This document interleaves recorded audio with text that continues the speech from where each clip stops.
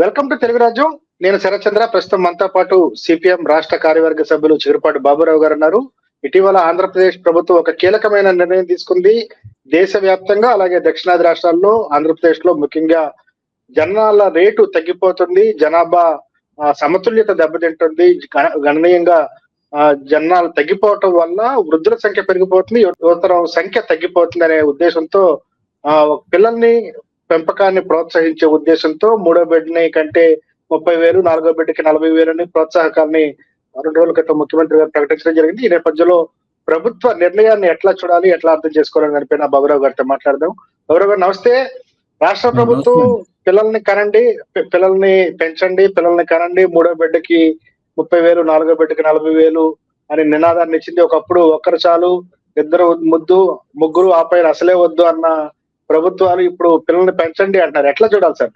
చంద్రబాబు నాయుడు గారు దీన్ని కూడా ఒక పాపులర్ సంక్షేమ పథకం కింద మార్చేసి ప్రకటన చేసిన తీరు ఎవరు హర్షించట్లా.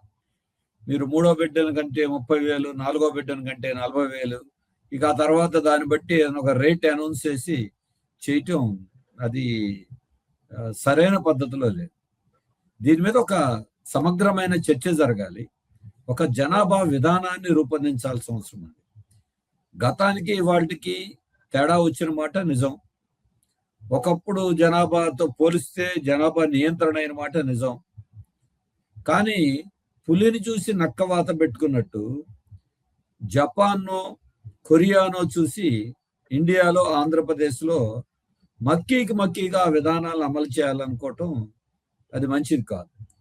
అలాగే హైటెక్ గురించి మాట్లాడుతున్న చంద్రబాబు నాయుడు గారు టెక్నాలజీ, క్వాంటమ్ గురించి మాట్లాడతా, ఏఐ గురించి మాట్లాడతా, ఏఐ టెక్నాలజీ రోజుల్లో వెనుకబాటుతనంతో ఉండేటువంటి జనాభా పెంపుదలకు సంబంధించిన మార్గాలు ఆలోచించడం ఇది లోటెక్ లో ఉంది, తిరోగమనంలో ఉంది. ఇది స్పష్టంగా చెప్పచ్చు. మొదటి విషయం, జనాభా తగ్గిపోతున్నారు, వర్కింగ్ పాపులేషన్ తగ్గిపోతున్నారు అని చెప్తున్నారు. నిజమే, కాదనంట్లా. కానీ వాస్తవం ఏంటి? ఇక్కడ చదువుకున్న వాళ్ళకి ఉపాధి లేక ఇతర రాష్ట్రాలకి, ఇతర దేశాలకి వలస వెళ్ళిపోతా ఉన్నారు. పెద్ద సంఖ్యలో ఉంది. తెలుగు రాష్ట్రాల్లోనూ, ఆంధ్రప్రదేశ్లో అది ఎక్కువ ఉంది. కొన్ని చదువుకున్న వాళ్లే కాదు, చదువు లేని వాళ్ళు ప్రతి సంవత్సరం చూస్తున్నాం. రాయలసీమ, ప్రకాశం జిల్లాలోనూ కొంత ప్రాంతము, ఇతర ప్రాంతాలు చూస్తే ఉపాధి కోసం మహారాష్ట్ర మొదలుకొని, కర్ణాటక మొదలుకొని, తమిళనాడు వరకు ఊళ్ళకు ఊళ్ళు ఖాళీ అయిపోతున్నాయి అనేది పబ్లిక్ గా అందరూ ఒప్పుకుంటున్న విషయమే. మీకు ఇంకా అసలు ఉన్న వాళ్ళకే పని చూపించలేకపోతున్నారు. మరి ఇటువంటి సందర్భంలో జనాభాని మీరు మాకు జనం లేరు, పనిచేసే వాళ్ళు లేరు అనే పద్ధతిలో మాట్లాడటం వాస్తవ విరుద్ధం కూడా. వాస్తవమే. ఇప్పుడు TFL, టోటల్ ఫర్టిలిటీ రేట్ 1.5 ఉంది ఆంధ్రప్రదేశ్లో. 2.1 అంటే ఒక దంపతులైన ఇద్దరికి మరణాలతో పోల్చుకుంటే రాబోయే కాలంలో జనాభా తగ్గిపోతుంది అంటున్నారు. కానీ ప్రపంచంలో ఉన్నటువంటి జపాన్, ఇతర దేశాల్లో చూస్తే 0.3, 0.5, కొన్ని చోట్ల మైనస్ లో కూడా వెళ్తున్నాయి. ఆ పరిస్థితులు వేరు, ఆ దేశాల పరిస్థితి వేరు. మన దగ్గర వెనకబాటుతనం ఉన్నటువంటి దగ్గర ఈ రోజు ఉన్నటువంటి పరిస్థితి వేరు. దీన్ని గమనించుకుని సరైన పద్ధతిలో చేయాలి. అలాగే పిల్లల్ని కనండి అంటే ఇది అన్న ఉత్పత్తి, ఏదైనా మిషన్, మహిళల్ని పిల్లలకనే యంత్రాల్లాగా చూసేటువంటి ధోరణి, ఆలోచన, ఇది సభ్య సమాజం, అధునాతనమైన సమాజంలో పాత రోజుల్లో లాగా మీరు కనండి కంటే డబ్బులు ఇస్తానని చెప్పే పద్ధతిలో చెప్పడం ఇది ఒక రకంగా అవమానించడమే. అందుకని వీటిల్లో నిజంగా మన రాష్ట్రానికి ఏం కావాలి, ఎందుకు? ఒకప్పుడు జనాన్ని నియంత్రణ చేయమంటే ఆ రోజు ఏమనుకున్నాం అందరూ? పేదరికం ఎక్కువ ఉంది, అవిద్య ఎక్కువ ఉంది, నిరక్షరాస్యత ఎక్కువ ఉంది, వెనకబాటుతనం ఎక్కువ ఉంది. కాబట్టి వాళ్ళు తెలియక భద్రత లేక జనాన్ని పెంచారు ఆ రోజుల్లో. అంటే ఇద్దరుంటే బతుకుతారనే గ్యారంటీ లేదు, ఎవరో ఒకరు చూడబోతారని 3-4 కానీ వెనకబాటుతనం నుంచి బయటపడి ప్రత్యేకించి దక్షిణాది రాష్ట్రాలు మెరుగవుతున్న ఈ రోజుల్లో ఇప్పుడు ఇటువంటి ఆలోచన ఈ పద్ధతిలో చేయటం ఈ సమంజసం కాదు. సమగ్రమైన విధానం ఉండాలి తప్ప ఏదో ప్రజల దృష్టిని ఆకర్షించడానికి, ప్రపంచంలో అందరికంటే నేనే ముందు ఆలోచించాను, 2047 గురించి ఆలోచించాను, రాబోయే భవిష్యత్తు దీని గురించి ఆలోచించాలని మీకెవరో తప్పుదారి పట్టించారో, మీరే తప్పుదారి పడుతున్నారో. ఇప్పుడు ప్రస్తుత అవసరం మాత్రం అది లేదు. దీనివల్ల ఎవరు దీన్ని హర్షించేవాళ్ళు, అసలు విద్యార్థులు ఎవరు అసలు హర్షించరు. పేదవాళ్ళు ఇంకో రూపంలో అడుగుతున్నారు. సామాన్యులు మీరు ఇచ్చే 30,000 40,000 ఆసుపత్రిలో కాన్పుకి బిల్లు కూడా చాలదు. మీరు 30,000 ఇచ్చి జీవితాంతం సాకండి అని పోయి మీరు చెప్పిన దీంట్లో చూస్తే ఎలా సాధ్యమవుతుందో లెక్కలేశారు. కొంతమంది హాస్పిటల్కి ఎంత ఖర్చు అవుతుంది, 10th క్లాస్ వరకు ఎంత ఖర్చు అవుతుంది, ఇంటర్మీడియట్కి ఎంత ఖర్చు అవుతుంది, ఇతర ఖర్చులు ఎంత వస్తే 8 లక్షల రూపాయలు చిల్లర లెక్కేశారు. 4 పిల్లలు కనండి అని అంటే మీరు ఎంత ఖర్చు అవుతుందో వాళ్ళు లెక్కలేసి వాళ్ళు చాలా మంది పెడతా ఉంటే సమాధానం ఏమిటి, మీరు 30,000తో పాలకు కూడా ఖర్చు రాదు కదా అని చెప్పేసి అడుగుతున్నారు. మరి ఇటువంటి అనాలోచితంగా ఏకపక్షంగా ఏదో ప్రచారం కోసమో లేకపోతే అందరికంటే నేను ముందుంటానని చెప్పడం కోసం అలా చేయటం ఆఖరికి టీడీపీ పార్టీలో ఉన్నటువంటి ప్రజాప్రతినిధులు కూడా అర్థం కావట్లేదు ఇదేంటనేది. ఈయన ఇప్పుడు ఎందుకు ఎత్తుకున్నాడు ఈ విషయము, ఈ కారణం ఏంటి? అసెంబ్లీలో తప్పట్లు కొట్టారు పాపులేషన్ పాలసీ, మేనేజ్మెంట్ పాలసీ అంటే, కానీ వాళ్ళు ఎవరికి దీన్ని ఇది చెప్పేది ఎందుకు చెప్తున్నారని వాళ్ళకి అర్థం కాక గందరగోళ పడుతున్నారు. మరి అటువంటి పరిస్థితి ఈ రోజు ఉంది. ఇదే కాదు, ఇన్ఫాంట్ మోర్టాలిటీ రేట్, పుట్టినప్పుడే పిల్లలు చనిపోతున్న వాళ్ళ సంఖ్య చూస్తే గతం మీద చాలా తగ్గింది కాదంట్లా. ఇవాళకి మన దేశం యొక్క యావరేజ్ 1000 మందికి 25 మంది చనిపోతున్నారు. మన ఆంధ్రప్రదేశ్లో 19 మంది చనిపోతున్నారు. దక్షిణాది రాష్ట్రాల్లో ఇన్ఫాంట్ మోర్టాలిటీ రేట్ ఎక్కువగా ఉన్నది ఆంధ్రప్రదేశ్. కేరళ 5 1000కి, మన దగ్గర 19 మంది చనిపోతున్నారు. మీరు నిజంగా డెవలప్మెంట్ అంటే పుట్టడం కనటం సంగతి ఆలోచించద్దు, కన్న వాళ్ళని పుట్టిన వాళ్ళని బతికించే మార్గం ఏంటో ఆలోచించండి. వైద్యం ఏంటి? ఇప్పటికే మీరు చూస్తున్నారు గిరిజన ప్రాంతాల్లో వార్తలు రోజు వస్తూనే ఉన్నాయి. ధోలీల్లో గర్భిణీ స్త్రీలని ఆసుపత్రికి తీసుకెళ్తాను మార్గం లేక, రవాణా సదుపాయం లేక ఢోలీల్లో మోసుకెళ్తున్నారంటే ఇది మీకు కనబట్లేదా? వాళ్ళకి ఇంకా ట్రైబ్స్ లో, ఎస్టీస్ లో, గిరిజన ప్రాంతాల్లో వాళ్ళ mortality rate, infant mortality rate ఎంత ఉంటుంది వెనకబడినటువంటి వాళ్ళు? ఆయన ఇచ్చిన ప్రకటనలో ఎక్కడ 30,000 40,000 ఇస్తామన్నారు, కానీ పుట్టినప్పటి నుంచి వాళ్ళని ఒక ప్రొడక్టివ్ గా, అంటే వాళ్ళ ఒక మంచి ప్రయోజకులుగా, ఉత్పాదకతగా సాధించే వ్యక్తులుగా తీర్చిదిద్దాలంటే ఏం చేస్తారనేది ఇన్సూరెన్స్ లేదు. అదొక సమస్య. పేదరికం ఉన్న చోట, పేదరికం ఉన్న వర్గాల్లో జనాభా నియంత్రణ లేకపోవటం ఒకటి. పెరిగిన వాళ్ళకి ఉద్యోగం లేదు, ఉపాధి అవకాశాలు లేవు. గంజాయి, మాదక ద్రవ్యాల వినియోగం, ఆన్లైన్ బెట్టింగ్, లేకపోతే క్రికెట్ బెట్టింగ్, ఇవి ఉపాధి మార్గాలు అయిపోయాయి. యువత పని చేయడానికి పని దొరకట్ల. అంటే వాళ్ళు అందరూ చదువుకుంటున్నారు, చదువుకు తగ్గ ఉద్యోగాలు ఆశిస్తున్నారు. ఆ ఉద్యోగాలు వచ్చే అవకాశాలు ప్రభుత్వం కల్పించడం, వాటి మీద దృష్టి పెట్టకుండా, వాటి మీద ఒక కార్యాచరణ లేకుండా మీరు పిల్లల్ని కనండి, కంటే 30,000 ఇస్తామంటే ఆ 30,000 కోసం పిల్లల్ని ఏం చేసుకోవాలంటారు? అంటే ఆయన ఒక అధునాతన భావజాలంతో, మోడర్న్ టెక్నాలజీ ముందు చూపుతో, విజన్తో, విజనరీ అని చెప్పడానికి ఆయన ప్రకటనలు, ఆయన విధానాలు చూస్తే ఈ విజన్ చూసి సామాన్యులు ఎవరు ఇదేం విజన్ అనేది అందరూ అపహాస్యం చేసే పరిస్థితి ఏర్పడింది. మరి వాళ్ళు పునరాలోచన చేసుకోవాల్సిన అవసరం ఉంది. అంతేకాదు, వాళ్ళ యూత్ లో మీరు చూడండి, పిల్లల్ని కనటం కాదు, కన్న పిల్లలని సాకటమే కాదు, వాళ్ళని హ్యూమన్ రిసోర్సెస్ ని వినియోగించుకోవటం, మరింత సామర్థ్యంతో వినియోగించుకోవటం వాళ్ళు చాలా అవసరం. రెండోది ఏఐ టెక్నాలజీ, ఇతర టెక్నాలజీ ముందుకు వస్తున్న రోజుల్లో వాళ్ళు ఏం చెప్తున్నారు, అసలు మనుషులతో రాబోయే కాలంలో ఏ పనిలోనూ అవసరం లేదు అని చెప్పేసి చర్చలు జరుగుతున్నప్పుడు, ఇప్పుడు నిజంగా చెప్పాలంటే గతానికి వాటికి ఈ గత 2-3 ఏళ్లలో వస్తున్న మార్పులతో చూస్తే ఎక్కడ అసలు మనుషుల అవసరం, ఎక్కడ మనుషుల అవసరం కాదు. ఇటువంటి స్థితిలో మీరు ఉన్న రిసోర్సెస్ ని, హ్యూమన్ రిసోర్సెస్ ని ప్రాపర్ గా వాడుకోవటం. ఇప్పుడు ఏం చూస్తున్నాం, ఇంజనీర్లు చదివిన వాళ్ళు ఆటోలు తోలుకుంటున్నారు. మరి వాళ్ళ టెక్నాలజీకి, వాళ్ళ సామర్థ్యానికి, ప్రొడక్షన్ కి లింక్ ఎక్కడుంది? ఆఖరికి డెంటల్ డాక్టర్లుగా చదువుకున్న వాళ్ళు నాకు తెలిసి చాలా చోట్ల క్లర్కులుగా పనిచేస్తున్నారు. వాళ్ళకి సరైనటువంటి వేతనాలు కానీ ఉపాధి కానీ లేనటువంటిది మనం చూస్తున్నాం. ఎవరికి చదువుకున్నటువంటి చదువుకి ఉపాధికి సంబంధం లేదు, వృధా అయిపోతారు. అలాగే చాలా మంది యొక్క శక్తి ఉద్యోగాలు లేక, దీంట్లో అన్ఎంప్లాయ్మెంటే కాదు, అండర్ ఎంప్లాయ్మెంట్ కూడా ఉంది. అండర్ ఎంప్లాయ్మెంట్ అంటే సమయం తక్కువ, రెండోది వాళ్ళ యొక్క శక్తిని సక్రమంగా వినియోగించుకోకపోవటం. ఇటువంటి లెక్కలు స్టాటిస్టిక్స్ చాలా ఉన్నాయి. ఇప్పుడు చాలా మంది మీరు చూడండి, స్విగ్గీ, జొమాటో, ఆన్లైన్ ఉన్నటువంటి గిగ్ వర్కర్స్ గా పనిచేస్తున్నారు. వాళ్ళతో చేయించుకోవాల్సిన పని అదేనా? మరి ఇంత సామర్థ్యం ఉండి, ఇంత యువత ఉండి మీకు మనుషులు లేరు అంటున్నారు, రాబోయే కాలం తగ్గిపోతారన్నారు. తగ్గిపోయినప్పుడు దాని గురించి ఆలోచిద్దాం. ఉన్న వాళ్ళని వినియోగించుకునే, అలాగే వాళ్ళు ఉన్నటువంటి మన ట్రాఫిక్, ఈ జనాభాకే పబ్లిక్ ట్రాన్స్పోర్టేషన్ లేదు, బస్సులు లేక ఈ మహిళా పథకం ఉచిత పెట్టిన తర్వాత ఇంకా అసలు చాలక ఎన్ని ఇబ్బందులు పడుతున్నారు. అలాగే ఆసుపత్రులు సరిపోవట్లేదు, ప్రభుత్వ ఆసుపత్రుల్లో సౌకర్యాలు లేవు.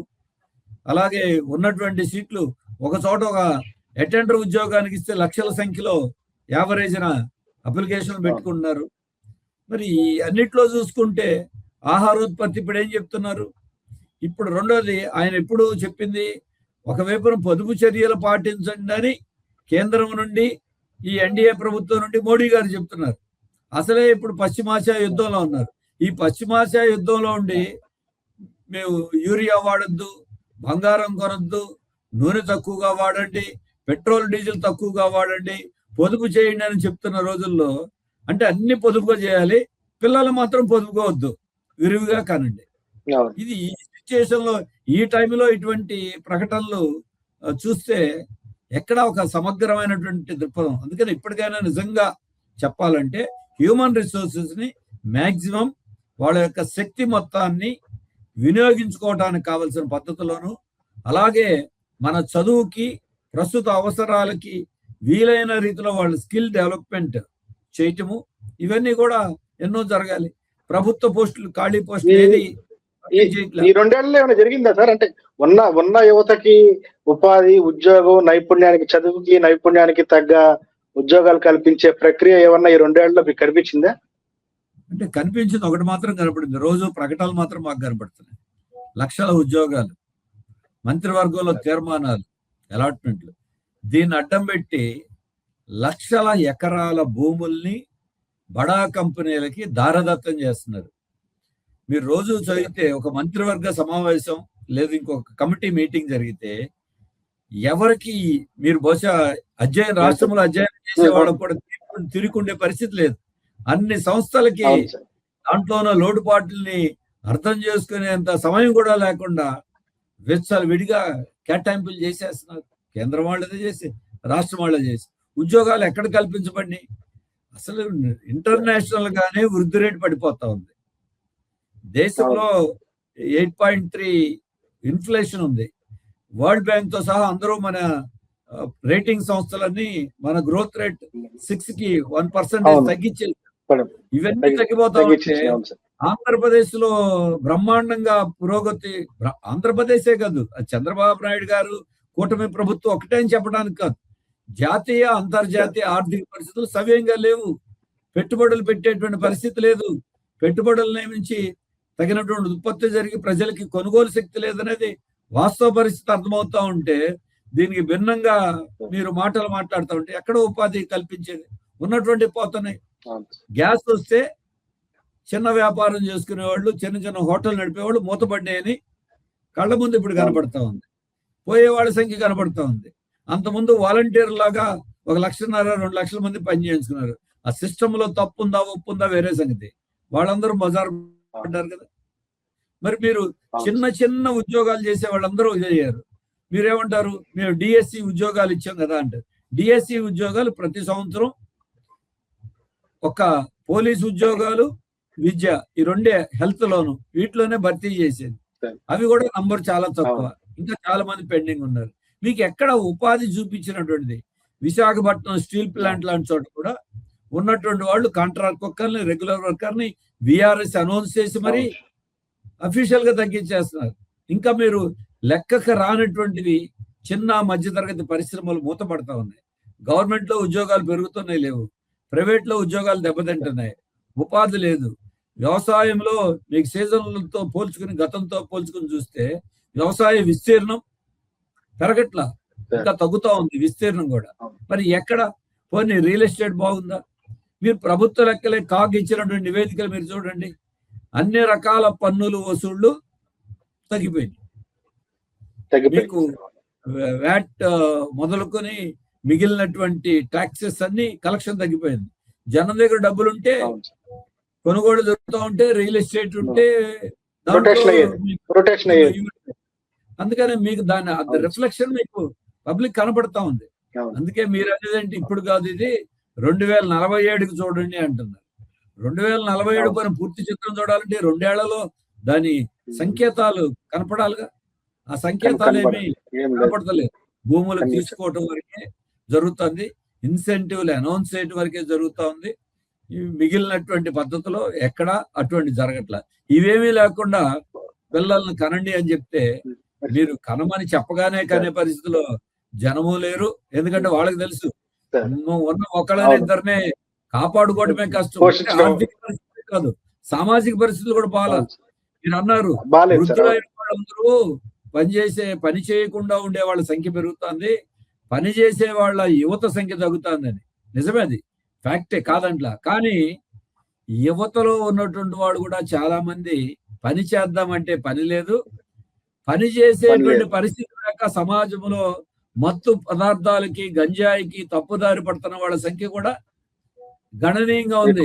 70 సంవత్సరాల వయసులో కూడా ఇప్పటికీ వ్యవసాయ కూలీలుగా ఉపాధి హామీ పనులకు వెళ్ళేటువంటి వాళ్ళు వృద్ధులే వెళ్తున్నారు, వెళ్లాల్సి వస్తా ఉంది. ఇంకా యువతలో చేద్దామన్నా లేదు, చేసే సామాజిక వాతావరణం కూడా లేదు, ఆసక్తి లేకుండా.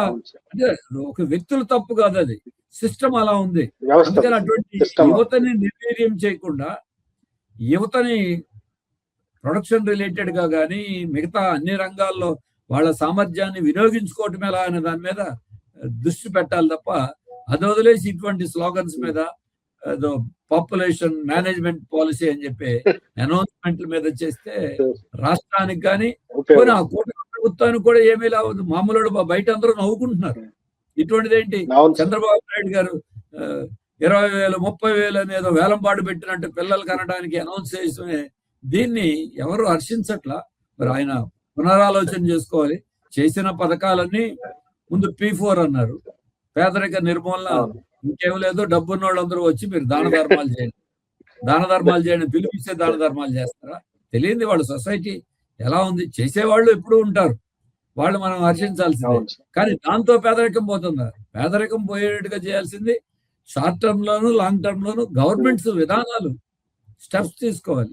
ఇప్పుడు ఆ P4 లోగానే ఈ పాపులేషన్ మేనేజ్మెంట్ పాలసీ కూడా అది కూడా నవ్వులు పాలయ్యే అవకాశం ఉంది తప్ప వాస్తవాలకు తగిన రీతిలో ఈరోజు మాత్రం లేదు. Right sir, thank you so much sir. Hello, Telugu రాజ్యం ఛానల్ చూస్తున్నారా? సామాజిక రాజకీయ జీవన చిత్రణే తెలుగు రాజ్యం. అతిశయోక్తులు అసత్యాలు ఉండవు. రాజకీయ కోణం కాదు, ప్రజా కోణమే కొలబద్ద. తెలుగు రాజ్యం వీక్షణ మీ ఉత్తమ అభిరుచికి నిదర్శనం.